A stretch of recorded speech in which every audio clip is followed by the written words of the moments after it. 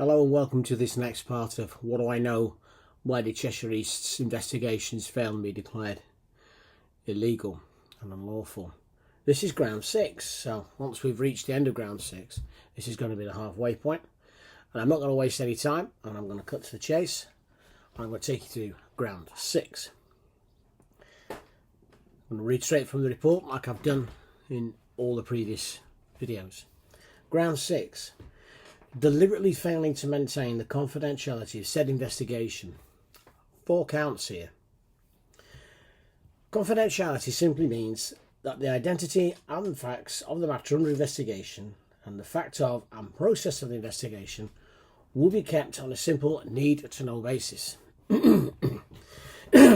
Confidentiality means that no details of participants or subjects to the investigation will be divulged at any time. Likewise, it also means that no document relating or pertaining to or which is to be or has been used in the investigation will be publicly published or disseminated to anyone outside the auspices of the investigation. It is critical to note that confidentiality is vital to the integrity of the investigations, no matter what area of law they are and what they encompass. Divulging the details of an ongoing investigation can pose a risk to the well-being of others involved in that process and can inflict reputational damage and harm before a fair and thorough investigation is carried out. All investigations should be confidential, and this should be clearly communicated to all participants. Put simply, this means that all participants have to 1. Avoid any harmful gossip about the subject or subjects of the complaint, and 2. Ensure that witnesses do not corroborate their evidence, which should harm the fairness of the process for the subject or subjects of the complaint. The importance of confidentiality in an investigation cannot be overstated.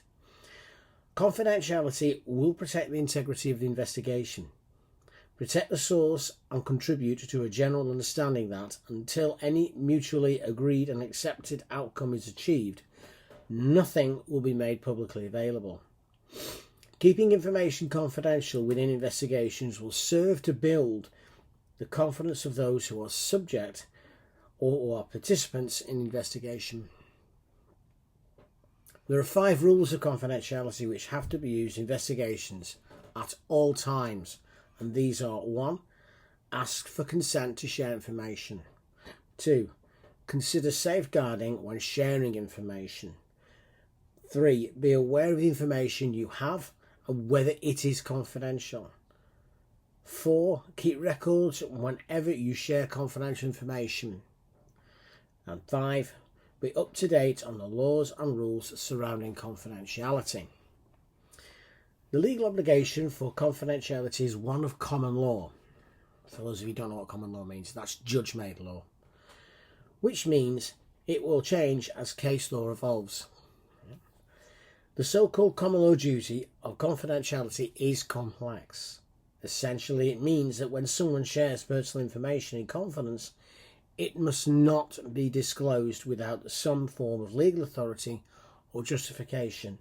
In practice, this will often mean that the information cannot be disclosed without that person's explicit consent unless there is another valid legal basis.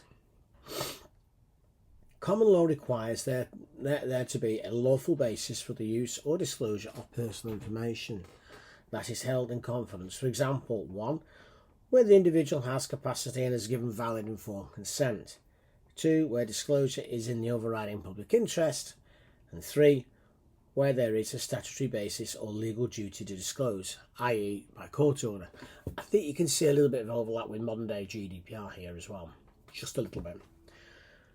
The leading case in this area is Coco and A. Clark Engineers Limited, 1968.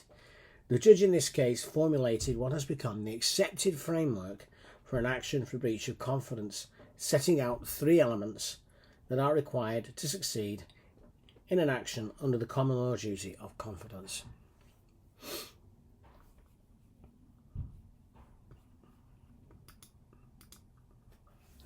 1. The information itself must have the necessary quality of confidence. Whether or not the information has the requisite quality of confidence will depend on the relevant circumstances, but in most cases it is usually fairly straightforward to establish. For example, the information must not be something which is public property or which is already in the public domain. 2. The information must have been provided or made available in circumstances importing an obligation of confidence. That is to say, the defendant must have known or ought reasonably to have known that the information had been given in confidence. This involves an analysis of the relevant facts and circumstances, taking into account factors such as whether a. the information is classified as confidential between the parties. By this we mean, whilst not conclusive, whether or not it is labelled or designed as confidential by the disclosing party. B. A duty of confidence should be implied to the circumstances surrounding the disclosure. C. A duty of confidence should be implied because of the relationship between the parties, i.e. it could be employer and employee. And 3. There must be an unauthorised use of that information to the detriment of the party communicating it. To bring an action for breach of confidence, there must also be a use or disclosure of the information, either threatened or actual, without the consent of the disclosing party. Also, a party to whom confidential information is disclosed for a specific purpose would be in breach if they were to use it for another purpose without consent. A breach of confidentiality must be treated seriously and may be considered as an aggravating factor in any investigation. At this point, the assessment establishes there were 4 breaches of confidentiality that were raised and placed under investigation and considered by the judicial assessment. These include 1. A letter sent by the MO to all HPC members and the clerk dated 26th of November 2020, which was illegally disseminated to members of the public, local and national press, and was placed on social media. 2. The Hanford Town Council meeting of the 9th of November 2021, in which an unnamed gentleman advised council in the public forum of his discussions with the monitoring officer regarding the investigations. 3.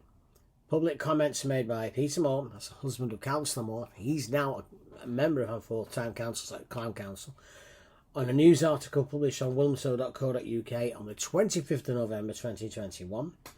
And 4. An article published on wilmso.co.uk on the 4th of March 2022, in which reference is made to the MO's report to the Audit and Governance Committee.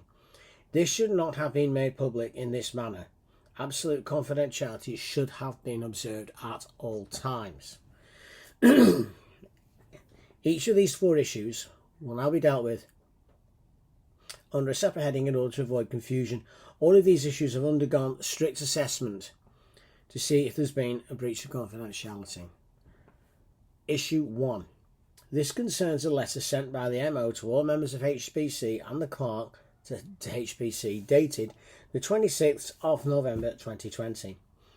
Under English law, a recipient of a communication is obliged not to disclose its contents or use it for a purpose other than the purpose for which it is communicated if, but only if, the communication was expressly or implicitly confidential. Whether a communication is implicitly confidential depends on whether a reasonable person in the position of the recipient would regard it as confidential. Therefore, an express statement that a communication is confidential may well make the difference between its being treated as confidential or not. A clear and prominent statement of confidentiality is therefore to be recommended. However, even in the absence of such clarity, a disclaimer may be effective in relation to a particular message, particularly if the recipient has received messages from the same sender with the same statement previously. Now, the monitoring officer, this is what was found. Now, the monitoring officer sent out a letter dated the 26th of November 2020 to all HPC members and the clerk. It was sent out via email. At the bottom of this email is a clear disclaimer in which one of these the paragraphs reads, confidentiality, this is a quote, confidentiality This email and its contents and any attachments are intended only for the above named. As the email may contain confidential or legally privileged information, if you are not the above named person responsible for delivery to the above named, or suspect that you are not an intended recipient, please delete or destroy the email and any attachments immediately.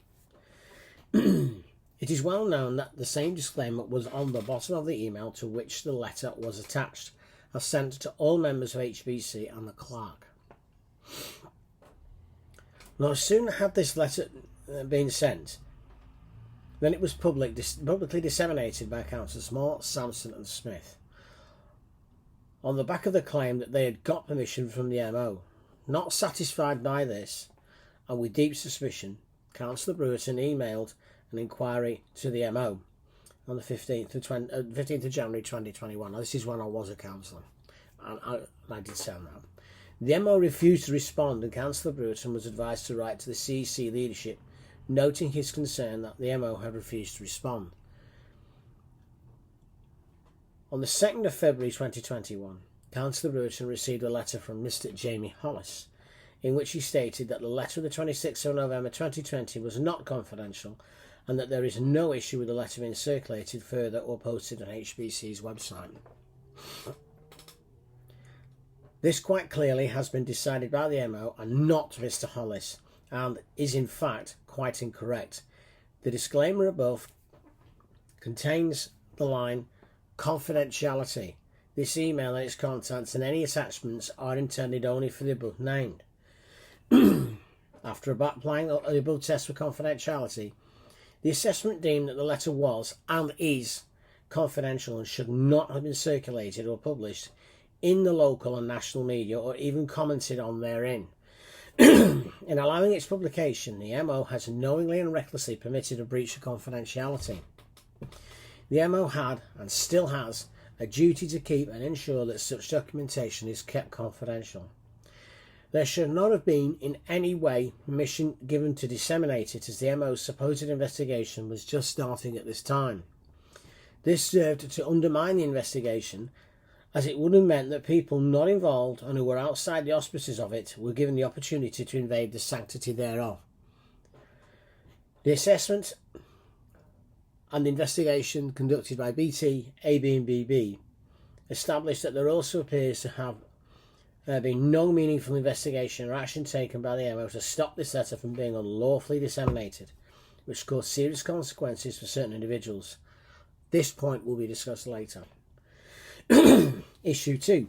This concerns a statement made by an unnamed gentleman in the public forum of the Hanford Town Council meeting of 9th of November 2021.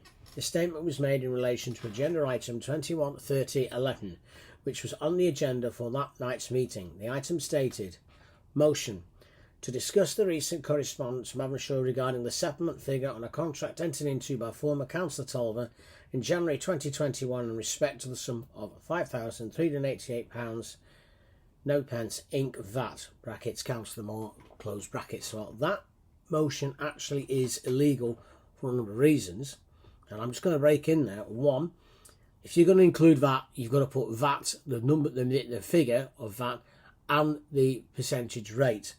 So, as that's not there, that motion should never have been discussed. It should have been thrown out. It's also illegal because it is not true. That contract was not entered into by Councillor Tolwer. It was entered into lawfully by HPC, as I have already discussed, and I will discuss probably in later videos.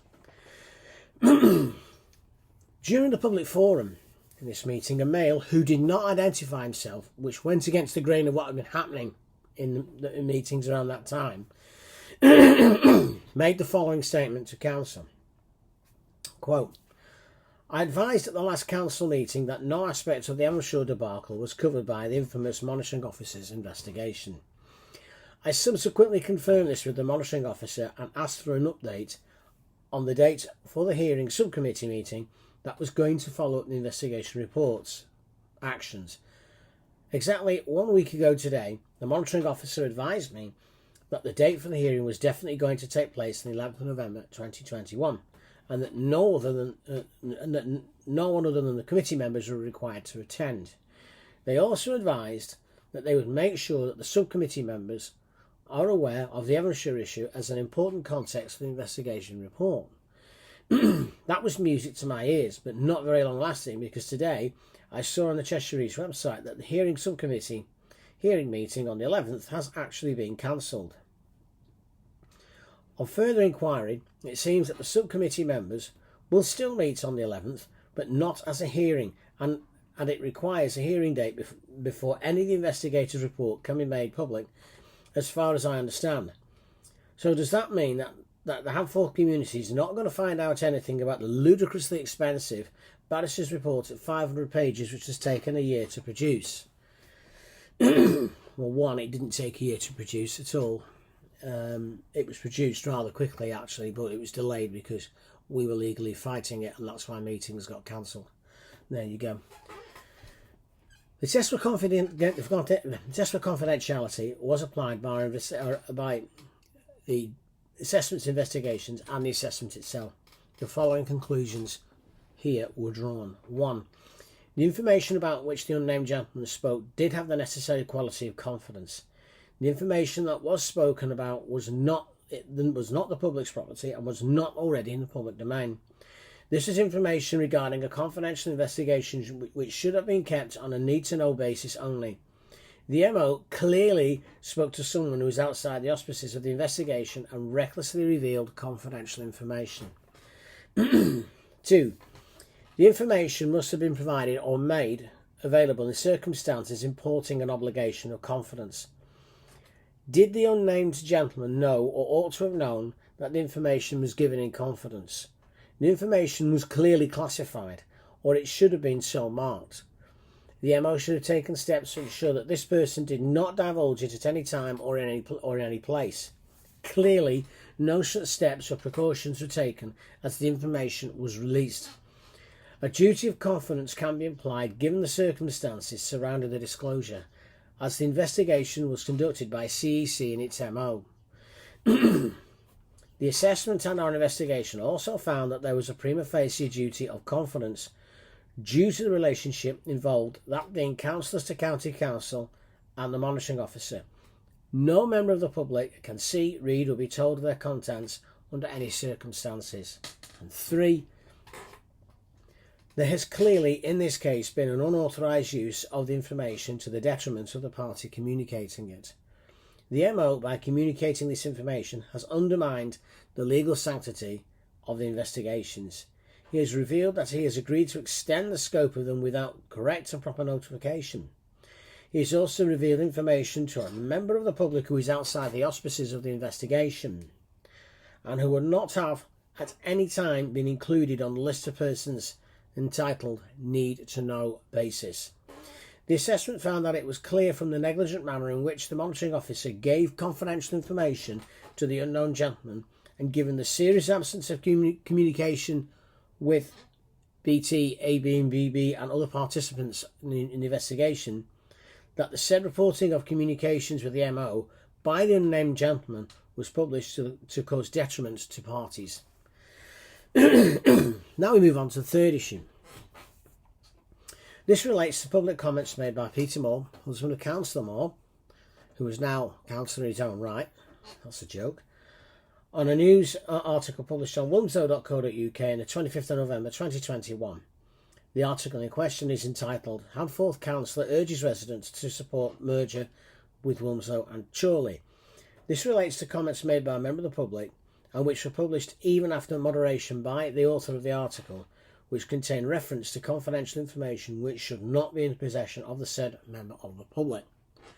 The comments to which were alluded to were both made by Mr. Peter Moore, who's now Councillor Moore for the South Ward.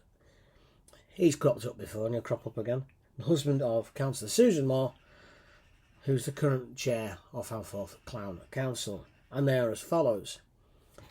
There was a comment made by a gentleman by the name of Pete Taylor.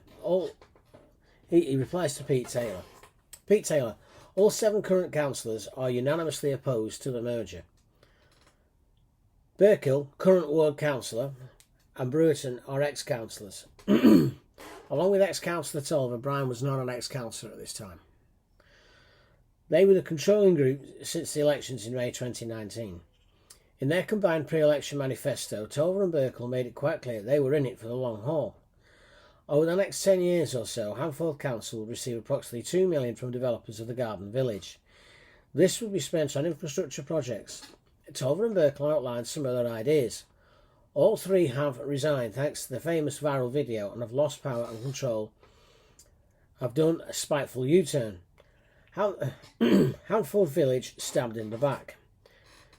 There is a much bigger story. I'm reading this is how he's written it. It's not how I'm writing it. This is how Peter Moore wrote it. Pathetic English. There is a much bigger story here. And finally, the CEC's independent barrister's report finally comes out.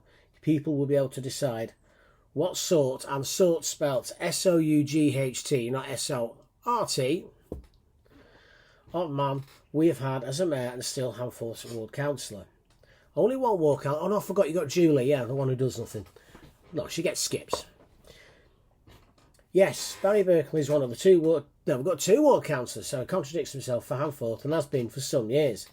He was a parish councillor when elected in May 2019 on a joint ticket with Brian Tolver. Also, ex-councillor, which he wasn't, because he still was at the time, and ex-chairman, who resigned on health grounds very recently. He resigned as chair, not as a councillor, so he's lying there. Mr. Berkel, so he can't call Barry councillor, so he's being disingenuous, didn't attend meetings or communicate to the council for 3 months after the famous viral video. He finally resigned on the day he received the CEC report done by an independent barrister. This meant he didn't have to explain his breaches of the Code of Conduct to the Conducts Committee. Well, they haven't got one. CEC haven't got one. They got rid of it. I would recommend the article by John Phipps on the Economist website, which explains some of the background to the actions of Berkel, Tolver and Bruton. It doesn't actually. That's another article. That's full of shit. The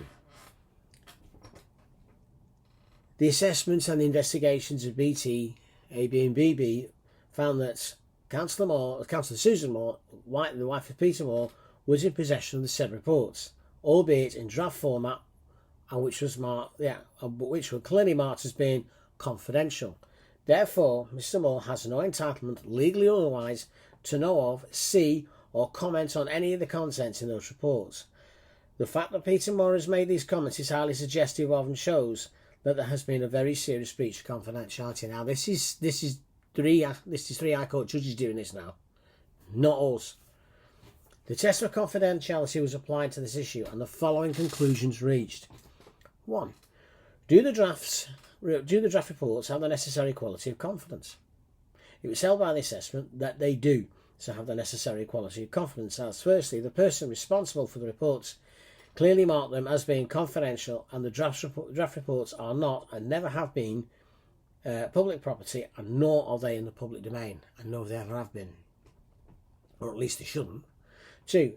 The draft reports were provided and made available in circumstances importing an obligation of confidence, as they were all clearly marked confidential, and were attachments to an email to which a confidentiality disclaimer was attached, thus making them confidential beyond any doubt. It is clear from this that a duty of confidentiality should be implied, given the circumstances surrounding the disclosure, as these were investigations conducted by CEC and its monitoring officer.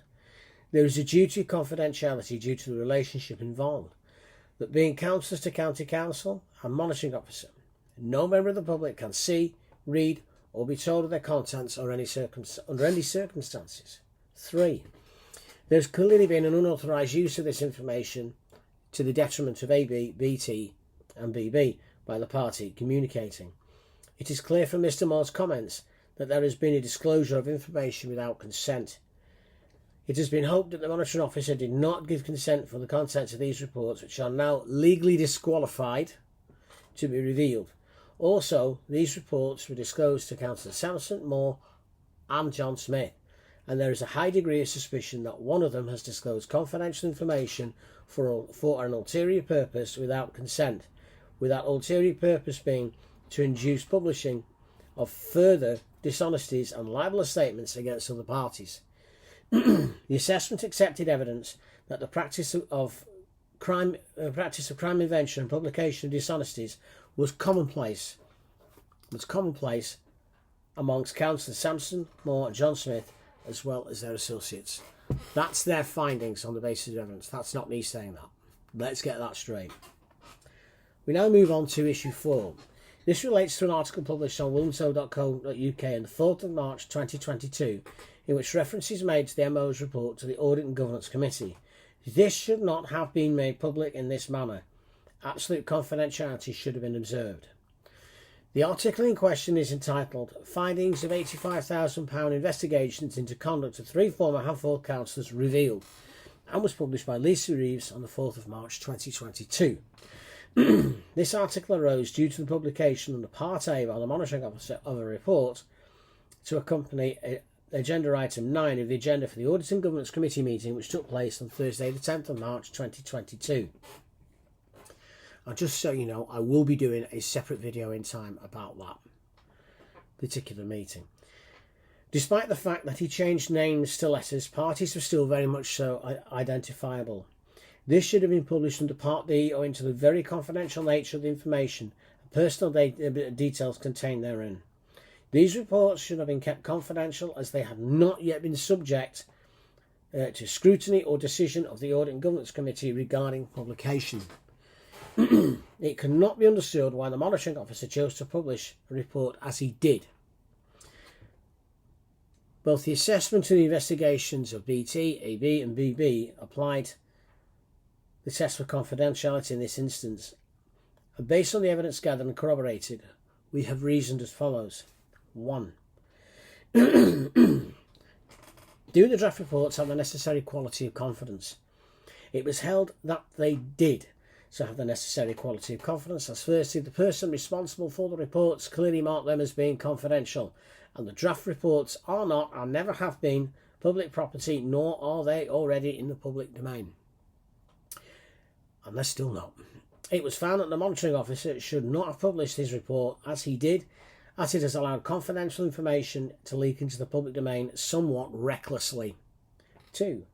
The draft reports were provided and made available in circumstances importing an obligation of confidence, as they were all clearly marked confidential and were attachments to an email to which a confidentiality disclaimer was attached, thus making them confidential beyond any doubt. It is clear from this that a duty of confidentiality should be implied, given the circumstances surrounding the disclosure, as these were investigations conducted by CEC and its Monitoring Officer. There is a duty of confidentiality due to the relationship involved, that being councillors to county council and Monitoring Officer. No member of the public can see, read or be told of their contents under any circumstances. There has clearly been an unauthorised use of this information to our detriment. When they say "our," referring to us, myself, Brian and Barry, by the party communicating it. It is clear from the negligent manner in which the Monitoring Officer published this report, and given the serious absence of communication with parties thereto, that the said report was published to cause detriment to certain parties. We believe that the detriment was caused intentionally. The next heading we had was the MO aware of these issues? Because, believe it or not, he tried to claim that he wasn't. So the assessment was provided evidence from investigations conducted by Brian, myself and Barry. And the assessment revealed that a number of inquiries and letters were sent to the MO and the CEO of CEC. These letters were dated the 15th of January 2021, the 7th of December 2021, 17th January 2022, 24th of January 2022, 18th of February 2022 and the 17th of March 2022. Since these findings, there's been at least another 10 to 15 communications in regards to this. And Cheshire East has still failed to correct these errors, these illegalities.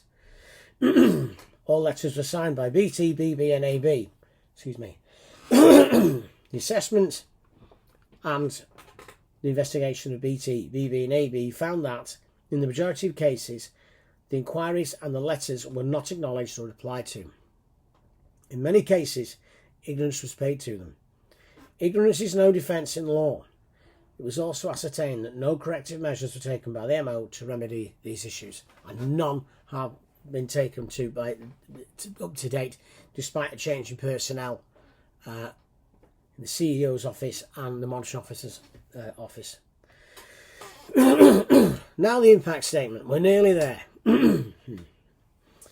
Who was affected and how? Well, I think that's obvious. There were 3 persons materially affected by this: the late Councillor Tolmer, the late Councillor Birkle and the former Councillor Bruton. How were we affected?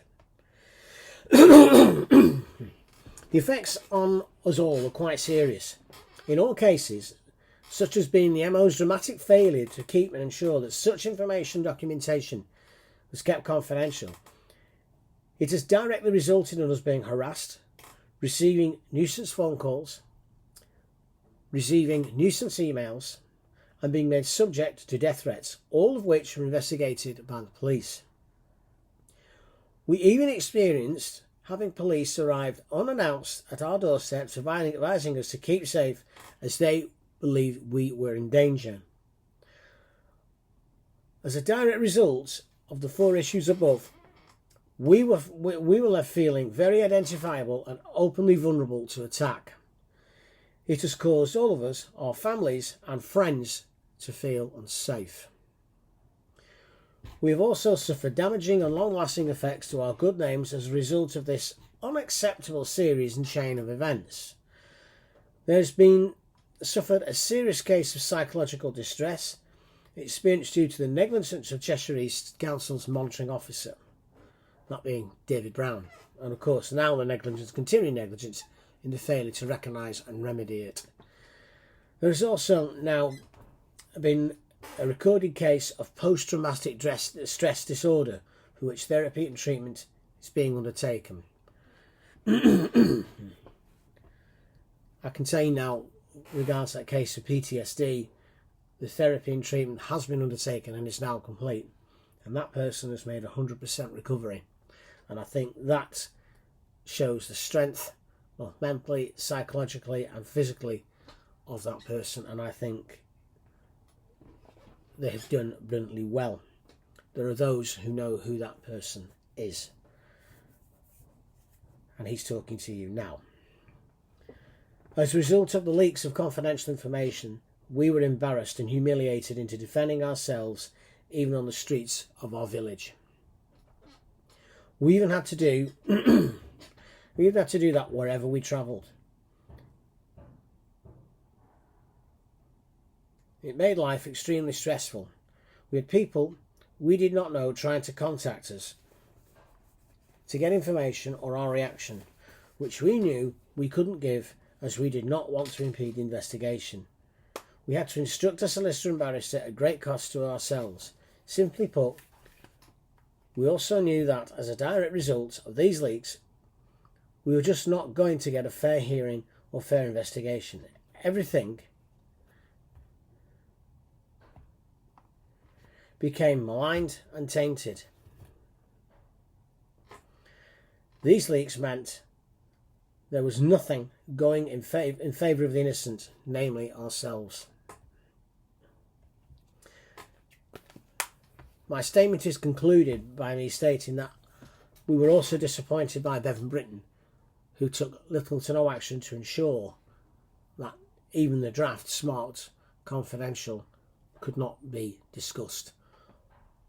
We did actually ask why it was none of us were approached to sign a non-disclosure agreement or an agreement with the same legal effect thereto, given how important these investigations were and given what was likely going to come off them, because we knew at the time they were just rants romance, they were just make-believe and the wrong conclusions had been reached. We knew this. We now have the conclusions of the 4 issues will be dealt with, and I will get through these as quickly as I can. Each issue will be addressed separately in order to avoid confusion. Issue 1. The failure in respect to this issue was deemed to be a serious breach of confidentiality. The letter, as was sent, fell into the hands of members of the public, who in turn brought it into virtual council meetings, and whenever BT, BB or AB said or did something they disagreed with, copies of the letter were waved by these members of the public in a very threatening manner. 3. It is clear from investigation that Councillors Moore, Sampson, John Smith and Councillor Julie Smith and their cohorts used the letter as a weapon with which to bully and harass BT, AB and BB. That is unacceptable and has no place at any level of government in this country. It simply shouldn't happen. 4. It is correct to say that the MO might argue that he has the right to waive confidentiality, but when doing so there must be a consideration of what the likely consequences will be in terms of suffering harm and distress when said confidentiality is lifted. If he took the decision to waive confidentiality, it was a very poor miscalculation on his behalf. 5. The disclaimer that was appended to the email is clear in its verbiage. It stated, confidentiality of this email and its contents and any attachments are intended only for the above named. Therefore, the letter that was attached to the email sent to all members of HPC and the clerk should not have been disseminated by anyone, as it was protected by confidentiality. 6. Notice was given by AB that there had been a breach of confidentiality regarding this letter, but nothing was done. He wrote 2 inquiries and Mr. Hollis answered stating that neither he nor the MO deemed it to be a breach of confidentiality. That was wrong. The assessment and investigations was presented with AB's response noting that he disagreed with what had been stated. Alarmingly, there was no acknowledgement or response. The assessment has deemed that the silence to this second inquiry is acceptance by the MO and Mr. Hollis that there was a breach of confidentiality. The silence also shows that they either refused or decided to ignore remedying it. Either way, that shouldn't have happened. We move on to issue 2, which was the statement in public forum in Open Council. This occurrence provided the greatest amount of shock and horror to both the assessment and the investigations thereto. After applying the test of confidentiality, it was held that this was an extremely serious breach of confidentiality that should never, ever have occurred. 2. It is equally shocking as to how this was discovered, via the posting on YouTube of the HDC meeting on the 9th of November 2021, and the public reporting to AB and BT and BB thereof. The assessment and BT, BB and AB's investigation has viewed and fully listened to the requisite film footage and confirmed that the extract quoted herein is word accurate. A number of questions now arise from this very serious occurrence. 3. How does this member of the public know what is and what is not covered by the monitoring officer's investigation? There has been a clear breach of confidentiality and the MO should have taken steps to ensure that this did not happen, as this is the property and liability of CEC. 4. Why is the MO confirming the contents of investigations with members of the public who are not party to the investigation? This is another breach of confidentiality. He has no legal right to do this whatsoever. This breach of confidentiality now further legally invalidates these investigations, as their contents are now distorted and prejudiced. 5. This breach of confidentiality has not maligned the investigation, but completely shattered the integrity of it. The fact that the MO has willfully and recklessly leaked information to a member of the public is of paramount concern when it comes to the fairness thereof. 6. There was no way of obtaining the identity of the gentleman in question, but he was known and likely will still be known to the MO. I can say we do know him. Now, the assessment holds the view that this gentleman is likely to be known to Councillors Moore, Sampson and John Smith and probably Julie Smith. 7. Again, notice was given by BT, BB and AB in a collectively signed letter dated 24 January 2022. There was an acknowledgement thereof, but no further or fuller response was received. This must be taken to be further ignorance of a second breach of confidentiality which went unacceptably remedied. Issue 3. The judicial assessment and investigations conducted by BT, AB and BB found this issue to be as equally as concerning as issue 2 above. Particularly, the assessment notes, particularly after the evidence that they have been given and have been able to peruse and judge upon. 2. Given the nature of what concerned here, now this is the article published on mumsnow.co.uk to which Peter Moore responded. Given the nature of what occurred here, in that the husband of a member of HPC has commented on publicly released information that could only have come from the draft investigation reports, it means that it is likely his wife, in this case Councillor Susan Moore, has allowed her husband to see the full draft report. 3. It was deemed that this occurrence was a prima facie breach of confidentiality. 4. It was accepted by the assessment that Peter Moore had no entitlement, legally or otherwise, to know of or see or comment on any of the contents in those reports. The fact that Peter Moore has made these comments is not only highly suggestive of, but shows that there's been a very serious breach of confidentiality. 5. The assessment also accepted that this unlawful dissemination and serious breach of confidentiality was quite deliberate. It is reasserted that there is a high degree of suspicion that one of the other 3 councillors or the clerk has disclosed confidential information for an ulterior purpose without consent, and with that ulterior purpose being to induce publishing of further dishonesties and libelous statements against BT, AB and BB.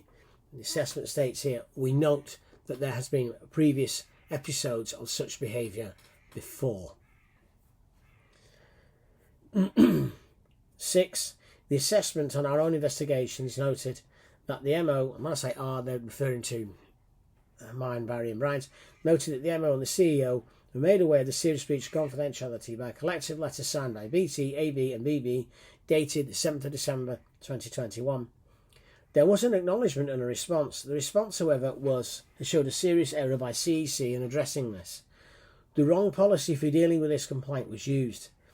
Therefore, this breach of confidentiality was not adequately nor correctly addressed. Finally, issue 4.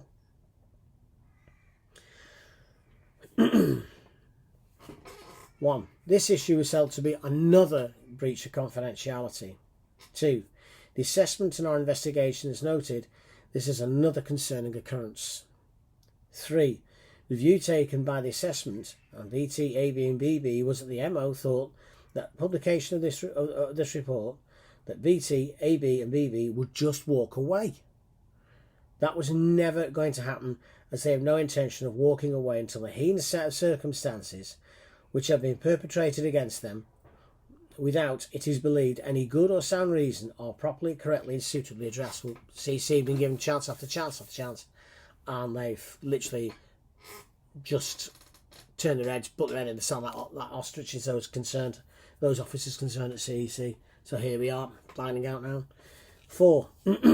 Evidence was considered by both the assessment and the investigations of BT, BB and AB that demonstrated that the meeting where this matter was discussed, as well as the original sub-hearing committee meetings, was effectively taking place under Part B restriction, that the contents of the meetings cannot in any event be publicly reported.